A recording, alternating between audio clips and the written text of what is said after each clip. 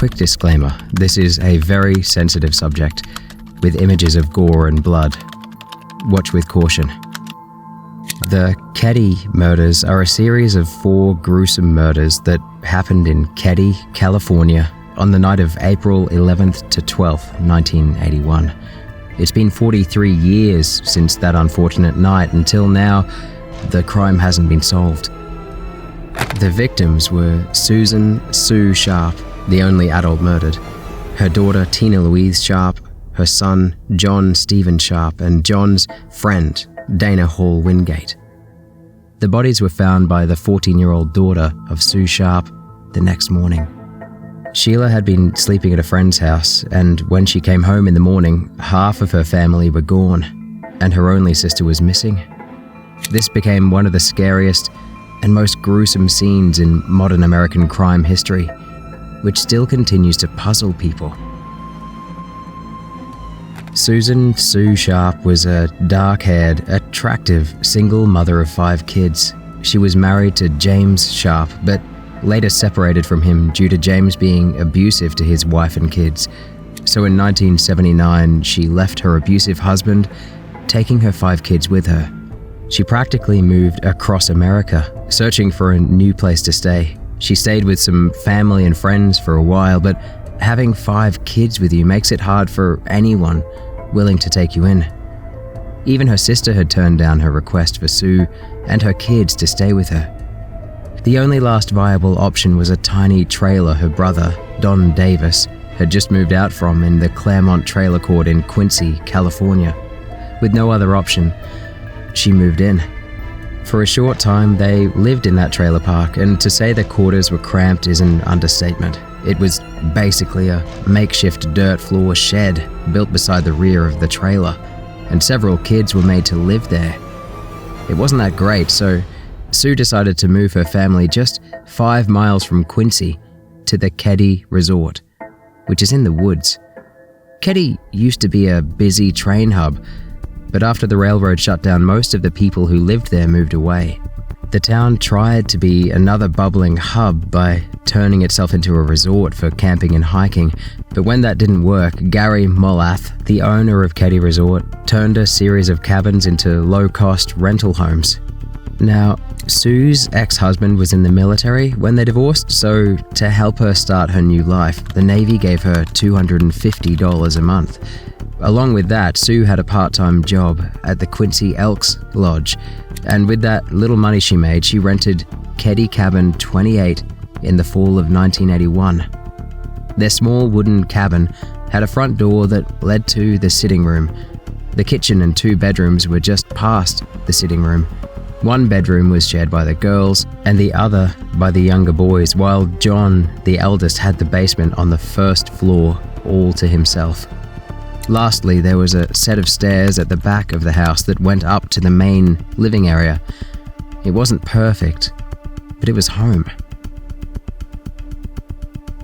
Sue and the kids were in and out of Cabin 28 all day on that tragic day of April 11th, 1981. The 2 little boys had a friend from the neighborhood to play with, so since the afternoon, the 3 little kids had been hanging out at the house, while John, the oldest boy, and his friend Dana spent their day at Quincy. Around 1:30 p.m., Sue and her oldest daughter Sheila went to pick up John and Dana in Quincy. Then at 3:30 p.m., the 2 teenagers headed out again but planned on returning home later that night. Sue told them not to hitchhike, which they agreed to, but people later gave testimonies that they saw the boys by 9:30 p.m. or 10 p.m. trying to flag a ride home. Meanwhile, Sue had been with Sheila and Tina in the afternoon. Then the 2 girls went to a neighbor's house in the evening, known as the Seabolt's home. It was the house right next door in Cabin 27, just 15 feet away. There they visited their friends and watched some TV. Sheila would spend the night at the Seabolt's home. Tina, on the other hand, went home around 9:30 p.m. And with that, the day was over. Around 8 a.m. the next morning, Sheila came home from her sleepover next door. When she opened the front door to the living room, she discovered a massacre that would haunt her memories forever. there was blood everywhere. The living room was in complete chaos, and Sue, John, and John's friend, Dana, were all dead on the floor. Now, what makes these cases disturbing is the gruesome way these people were murdered. Sue, John, and Dana were killed in a very vicious manner. 2 bloody knives and a hammer were found at the scene of the crime. Blood spatter evidence from inside the house indicated that the murders had all taken place in the living room.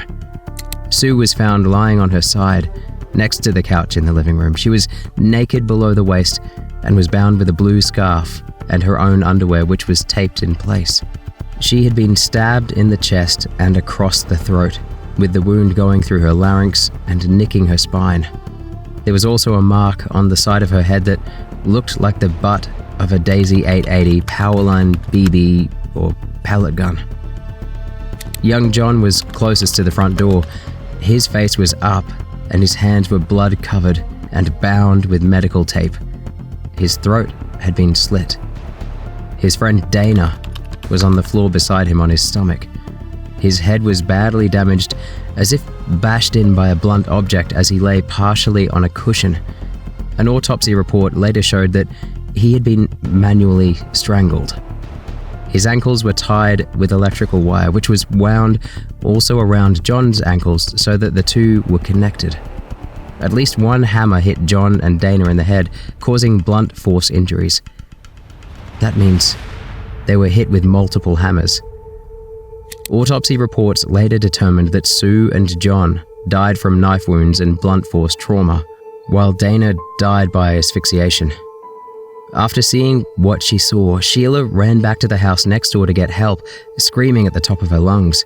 The Seabolts, the neighbors she was with all night, tried their best to calm the distraught girl as they called the police. Their teenage son, Jamie, went to check to see if anyone was still alive, and to his surprise and everyone else's, Rick, Greg, and their friend Justin were all safe in the bedroom.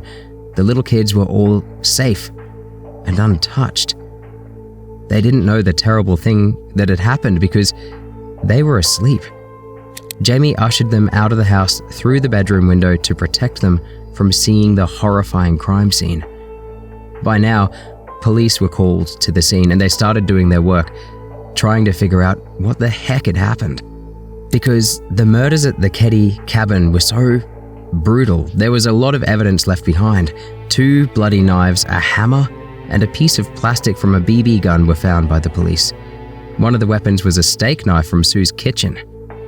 Blood was all over the victims, the floors, walls, ceilings, both bedroom doors, and on the railing of the outside stairs. With all this chaos before the police, it would take the police and even the family members hours before they ask an important question that even you forgot to ask. Where's Tina?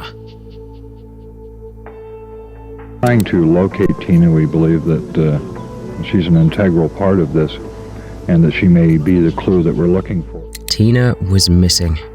Her sheets had bloodstains on them, which made it look like she might have been taken from her bed after the murder. Unfortunately, many hours had passed since her disappearance, and the chance of anyone finding her was getting slim. With the discovery that a little girl was kidnapped, the matter was now escalated to involve the FBI. The news of this horrific murder broke out, and it terrified the country. The police had extra pressure to find the culprits of this murder, so they began their investigation, questioning everyone around the place. At first, Doug Thomas, the sheriff at the time of the murders, and Lieutenant Don Stoy, his deputy, were not able to figure out a clear reason. The killings at Keddie Cabin 28 looked like random acts of evil. There were no signs of forced entry into the house, there were no lights on, and the blinds were closed. The phone in the cabin had been left off the hook. It's even stranger that the 3 youngest boys were not only unhurt, but also said they hadn't seen or heard anything. Which was weird, right? Because during the investigation, it turns out that night, a couple who lived at Cabin 16 heard some muffled screams around 1 a.m. in such they were awakened by it.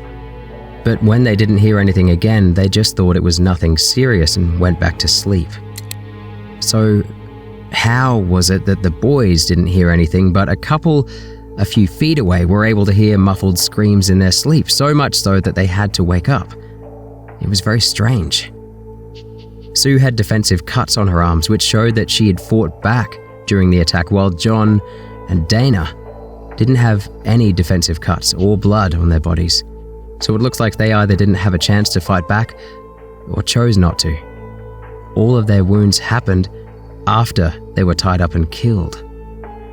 Now, this case was strange, but what's really strange is that till now, 43 years later, no one's been arrested. Now, you might say maybe it's because there wasn't much evidence or lack of DNA test and, all that usual stuff, but you couldn't be any more wrong. Remember how weird it was that the kids were asleep? Well, it turned out that at least one of the kids saw something. About a month after the Keddie killings, Justin Smart, one of the survivors, told his therapist that he was dreaming about the murders. In his dream, he tries to put a blanket over Sue to stop the blood in her chest, which weirdly correlates with the crime scene, despite Justin not seeing the scene, because he was ushered through the bedroom window with the other kids, remember? You see, Sue was actually covered with a blanket, as if to hide the wounds and cover her nakedness, but let's just say, for now, for argument's sake, that he wasn't the one who placed the blanket on Sue. To find out more about this dream Justin was having, which, by the way, could be a huge lead in the case, Justin was put under hypnosis to see if he could remember anything about the night. According to Justin, he fell asleep while watching TV in the boys' room. Then later, he heard noises out in the living room and curiously went to check what was causing such noise. He saw Sue with two men. One of the men had blonde hair and a mustache, while the other had short, dark hair with no beard. He also remembered that both men wore glasses and that the two older boys, John and Dana, came home while Sue was talking to the men. Somehow this turned into a fight between them, which ended with their deaths. Justin also said that Tina came out soon after and was taken by one of the guys through the back door. Now, this revelation was huge. Most people were now saying that Justin might have been influenced by the media because the news covered and talked about this event extensively. Some sources also say that the police controlled the sessions and suggested some questions to Justin during the hypnosis session, which can mislead the investigation, obviously. But here's where that notion falls apart. Prior to this hypnotic encounter, there was no face. No one knew what the criminals were, or what they potentially looked like, or even how many they were, and now we finally got one good lead, even if it's false, so it should at least be followed to the end to determine its usefulness, right? So what did the sheriff and police department do with this news? Well, for starters, they called an amateur artist, Harlan Embry, a man with no training in forensic sketching, to sketch what Justin described. Despite having access to the Justice Department and the FBI's top forensic artists, the Sheriff's Department decided to use this man with no training on a high-profile case.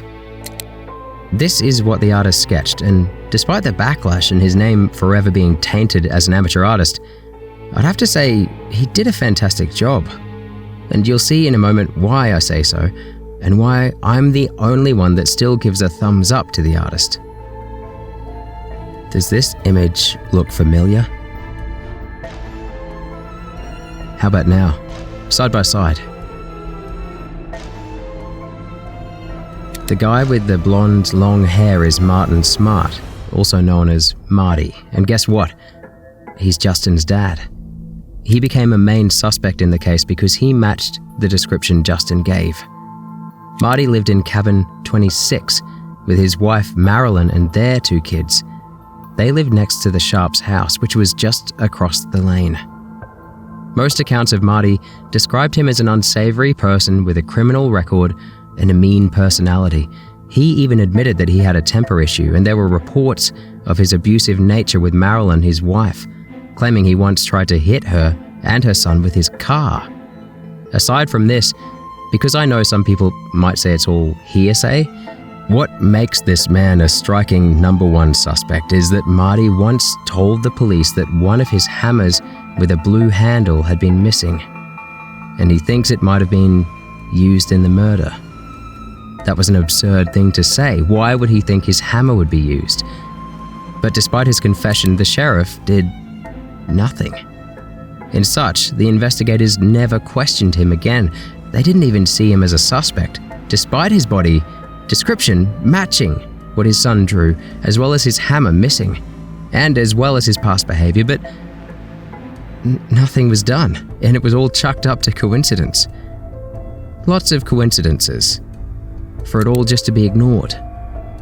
Marty Smart left Keddie despite the investigation going on and went to live in Reno for a while after being questioned.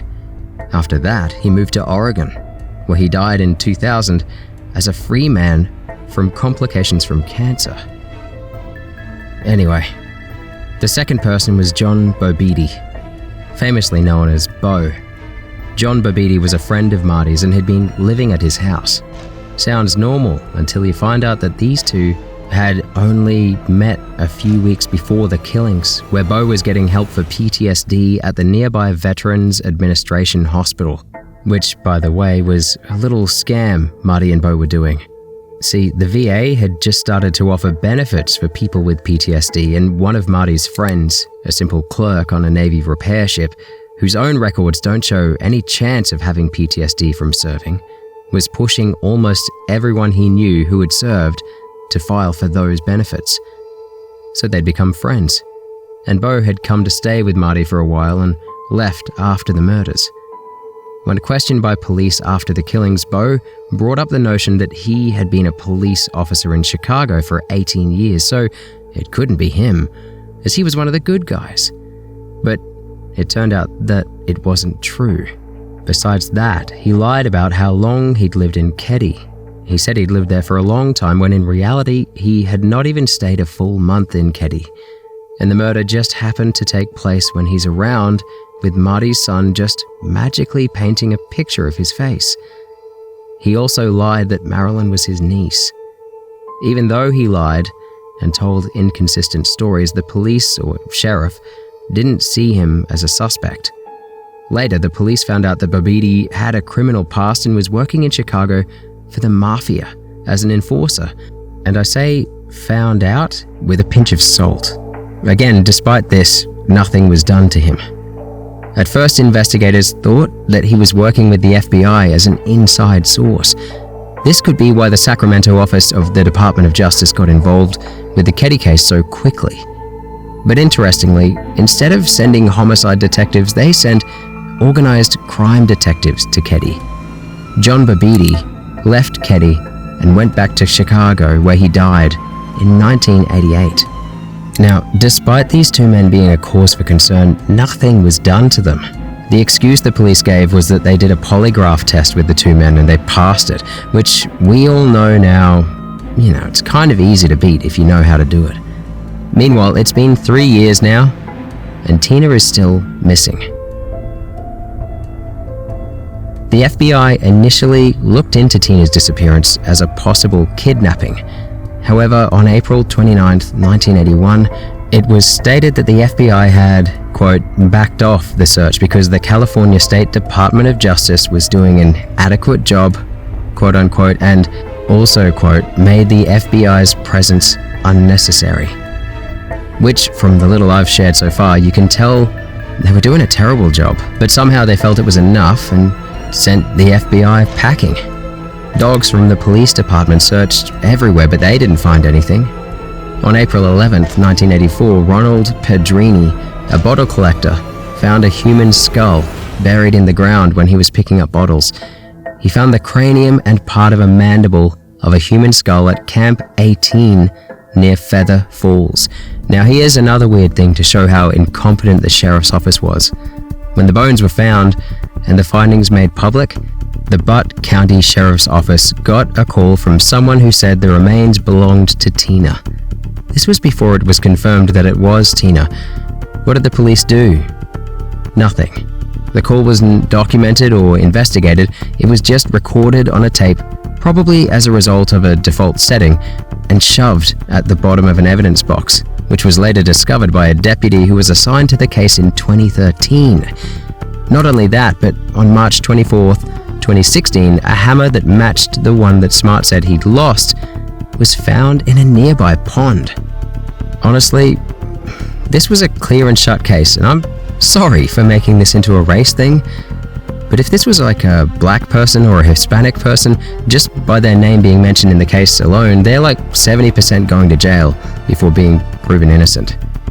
And here are two men who lied consistently when questioned and were prime suspects, but they were allowed to just go scot-free without any charge. This was one of the worst investigations done by the police, so much so that a fresh graduate from the academy could do a better investigation than them. So what happened? How was the investigation so bad? Well, it turns out it can all be explained in one word: cover-up. The Knapp Commission began its investigation of corruption in the police department in June 1970, but public hearings didn't start until October 18, 1971. One of the central figures of this case was NYPD Detective Bob Lucy, who turned informant on his own squad to blow the lid off of New York City's most corrupt police unit. As a member of the SIU's narcotics squad, Lucy often saw his fellow officers taking bribes from drug dealers, stealing drugs, and even selling them again, just like the people they were meant to be policing or arresting. They also covered up crimes and made things pleasant for the criminals they were supposed to arrest. Because of his work as a spy, 52 of the 70 cops in the SIU were charged. By the way, he was also part of the corrupt cops before he became an informant. The reason I brought this little story up is because this was sadly the norm in the 70s. Corruption was widespread and normal, which meant the sheriff's department involved in this case was possibly corrupt. Sheriff Doug Thomas said he didn't know Marty Smart on a personal level, but it turns out he was lying because it was later revealed that they were both friends. He even acts as a marriage counselor whenever Marty and his wife have marital problems. Also, it turns out that Sylvester Doug Thomas once lived in Keddie.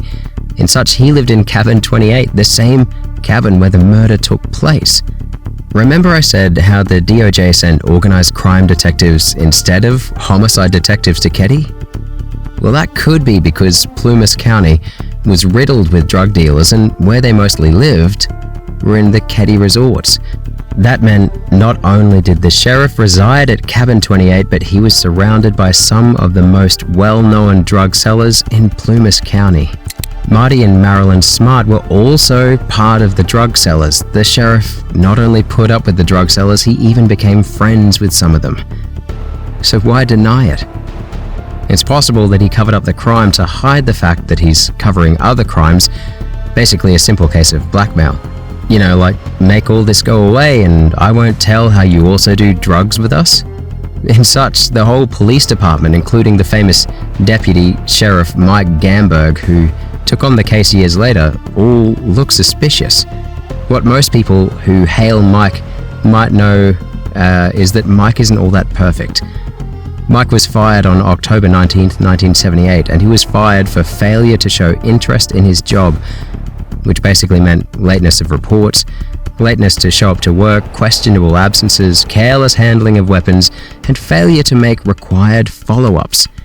And no, I'm not done with his bad behavior. He was also fired for threatening citizens while in uniform in public places, tardiness in paying debts, and lastly, falsification of reports after warning. And once again, in the 70s and 80s, that was just a Tuesday. Then you add the politics involved, and it's just a total nightmare in the investigation space. By now, we know the police were inept. Most of us, including me, thought the murderers were Marty and John, case closed, but one thing we kept asking was why? Why did they have to kill these 4 souls and in such a gruesome manner? Just why?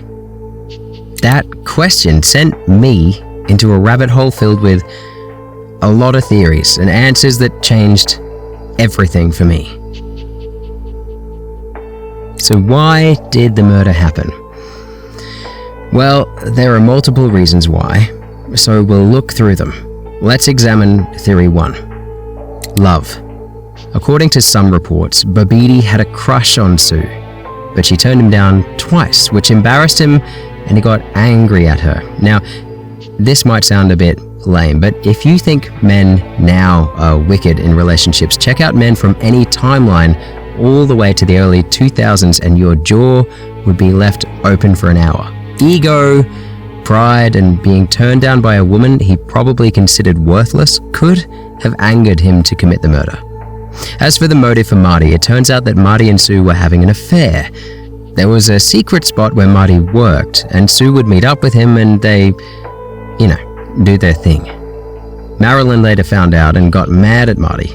But here's the thing, Marilyn was also allegedly cheating on Marty with another resident of the Keddie resort, Wade Meeks.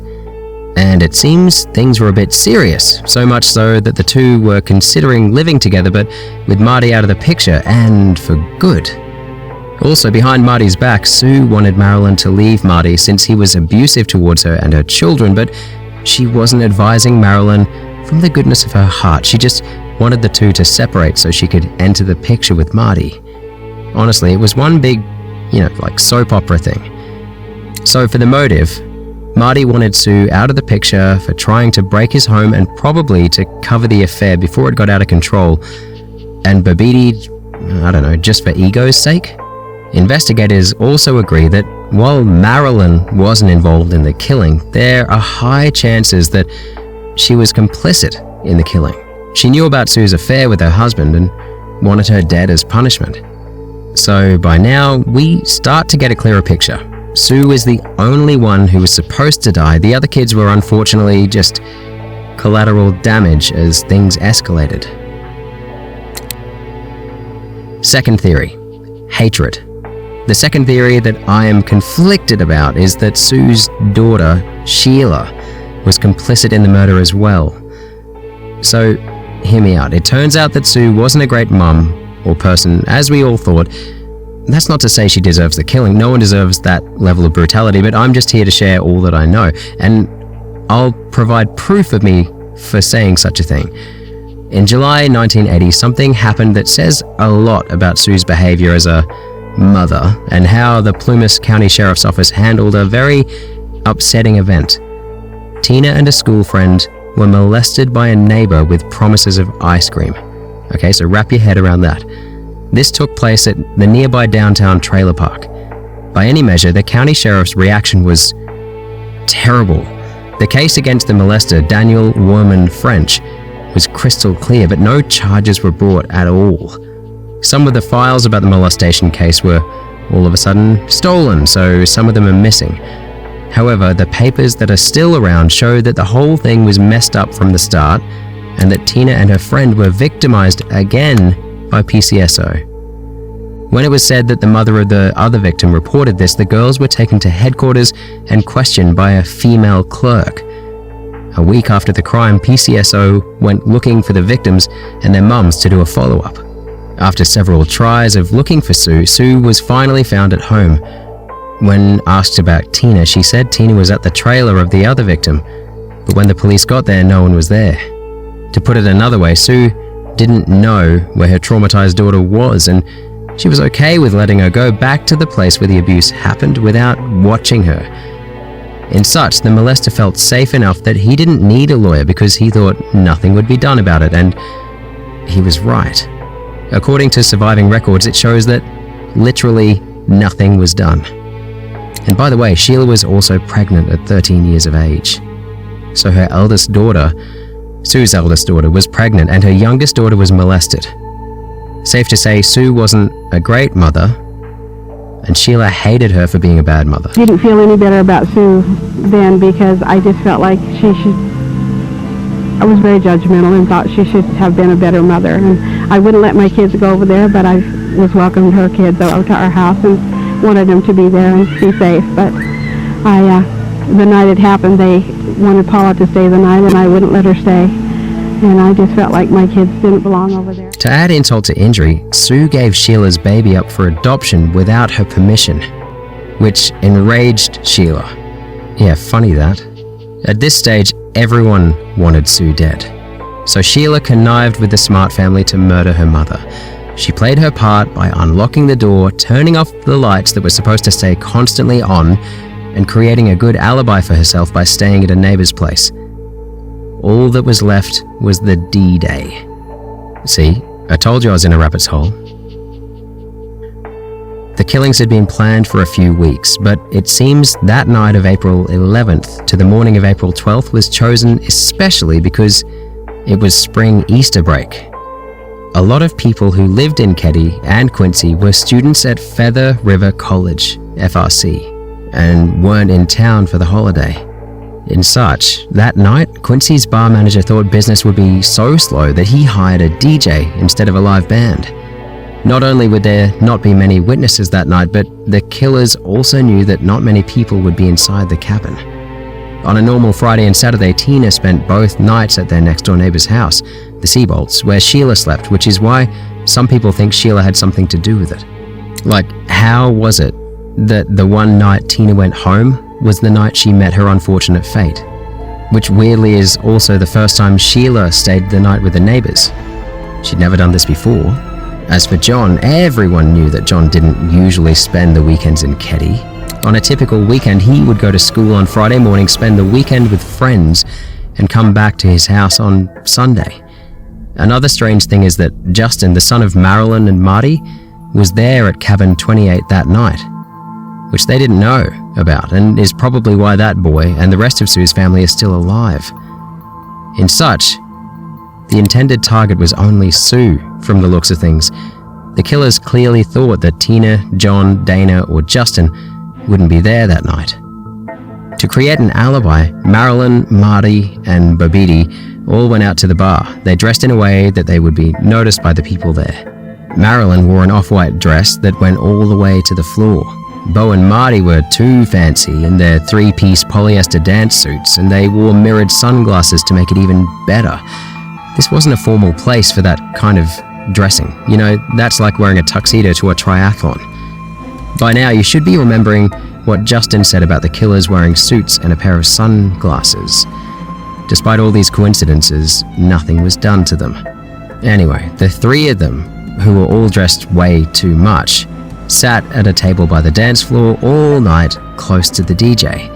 Marilyn spent most of the night dancing with her hateful, soon-to-be ex-husband. Bo would sometimes spin her, and Marty and his wife were mostly making a scene.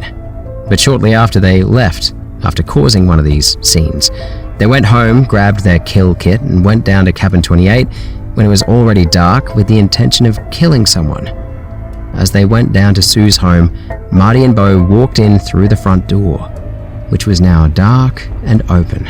The doors were left unlocked even when no one was home because John's room was in the basement, which wasn't linked to anything else, and so in case he needed anything, it'd be easier for him to access the house this way. Marty also knew the house well because his great pal, Sheriff Doug Thomas, had lived there before the Sharps and had even let Marty stay with him for a short time. They went straight for Sue and probably didn't notice Tina sleeping at the end of the other bed, 10 feet away from the only person they were after. Tina would have woken up and screamed, which they must have heard because that wasn't part of their plan. And this is where those couple heard muffled screams around 1 a.m. Tina screamed and Sue might have joined her. As it turned out, the screams woke up Justin, Rick, and Greg in the next room. John and Dana were sleeping downstairs when they heard the screams. Things were going crazy, and the killer's big plan was going awfully wrong. John and Dana quickly ran upstairs. Marty and Bo thought they'd walk into a room with one target. Instead, they were met by 3 people they didn't expect, including Marty's own son. That's why 3 people are dead besides Sue. If Justin wasn't around, maybe Rick and Greg would have been next. As soon as they walked in, the killers started dealing with Tina and Sue. I think Tina, who was the biggest problem at the time, was taken care of first. She was either killed or, as Marty said in one of his many confessions, incapacitated. During the police's sloppy recovery operation in 1984, not enough of Tina's body was found to say for sure what killed her. She may have been knocked out, had her throat cut, or even been stabbed or choked to death like Dana. However it was done, Tina had stopped screaming and was no longer a danger to their plan. And yeah, spoiler, Marty allegedly confessed later. The guilt was too much for him to bear, and I'll talk about how he confessed later in this video.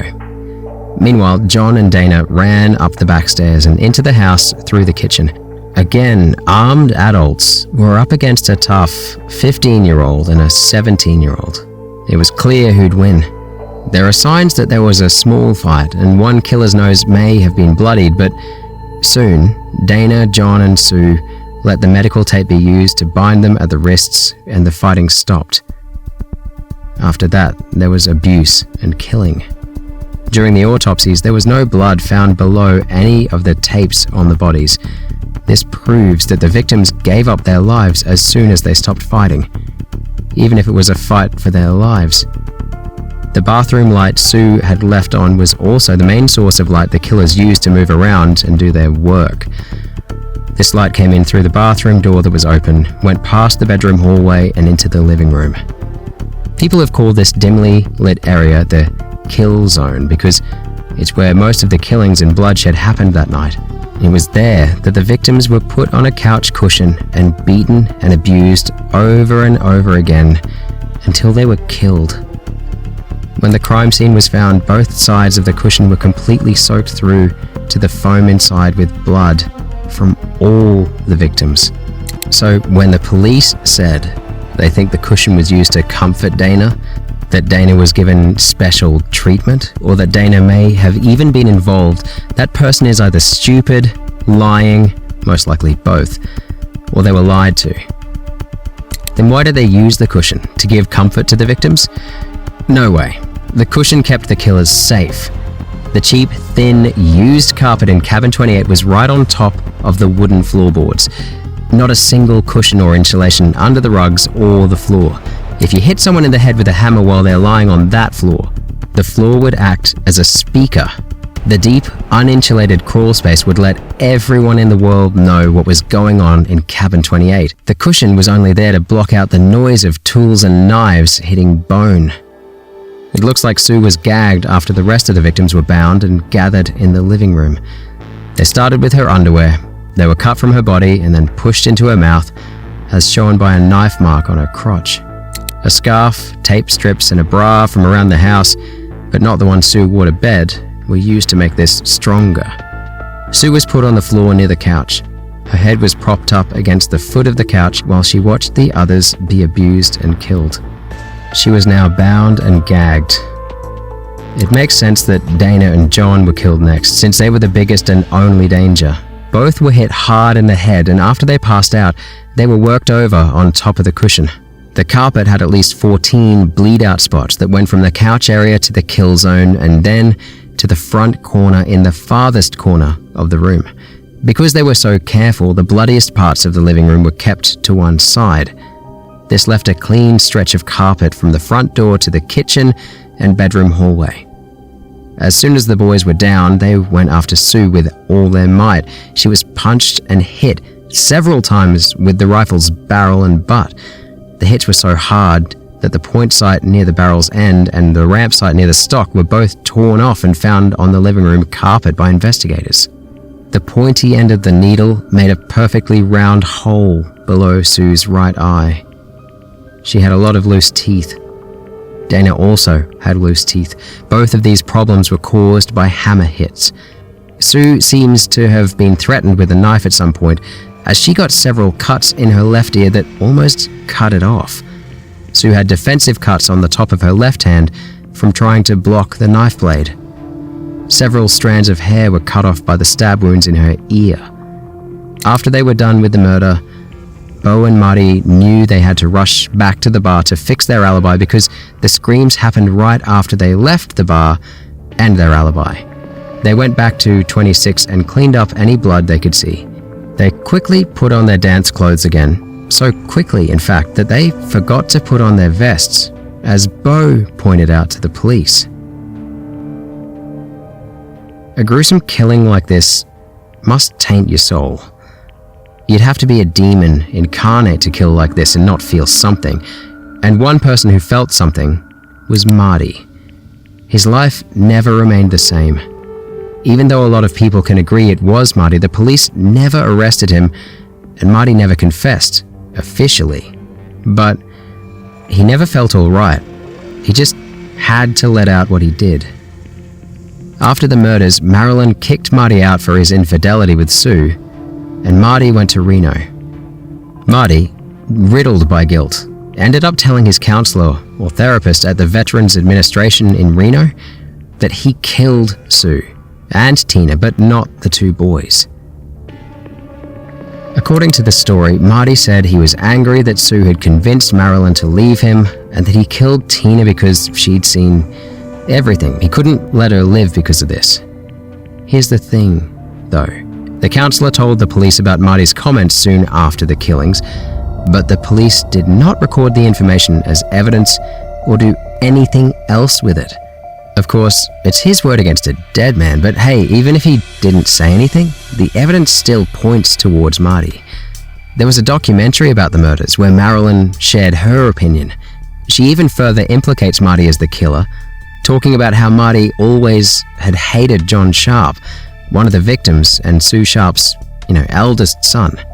She also claimed to have found a blood-stained jacket that supposedly belonged to Tina Sharp in the family basement, as well as getting an incriminating letter where Marty wrote to her saying, and I quote, "I've paid the price of your love, and now that I've bought it with 4 people's lives, you tell me we're through? Great. What else do you want?" The link for this is in the description below, and I'd advise you to watch to see things for yourself. Personally, even before I went down the rabbit hole on this one, I kinda took her words with a pinch of salt. To me, it feels more like she's trying to put everything on Marty and scrub herself clean from the tail. After all, dead men tell no tales, right? The crazy thing is that she could be telling the truth just without involving herself in the story. And like I said earlier, the whole case reeks of corruption, incompetence, and this huge cover-up that can't be explained. PCSO, DOJ, and FBI never asked about the movements of their main suspects, heck, their only suspects in the days before the killings, or even cross-checked their words like I talked about. It looked like if the police didn't like the answer they got, they either hid their evidence or changed witness accounts, and it's because of their incompetence that we don't officially know who the killer is. Of course, there are many theories regarding the murder, ranging from satanic killings to drug-related killings and so much more I didn't even cover. I even read one where there's a theory that Tina and Justin were the ones responsible for the murder. Again, rabbit hole. It's because of how the police successfully failed to do their job that we have all these theories, including the one shared here, and it's just sad to see that this family's never gotten justice. It's just the only thing we can do as a human race is to keep their memory alive, not just as the Keddie cabin murders, but as a family trying to live life one day at a time. Politics played a big role in the whole thing. We had a sheriff that was trying to make probably more of a name for himself, and rather than relying on the expertise of the Department of Justice when it first started out, he tried to do things himself, and I think hurt the case quite a bit.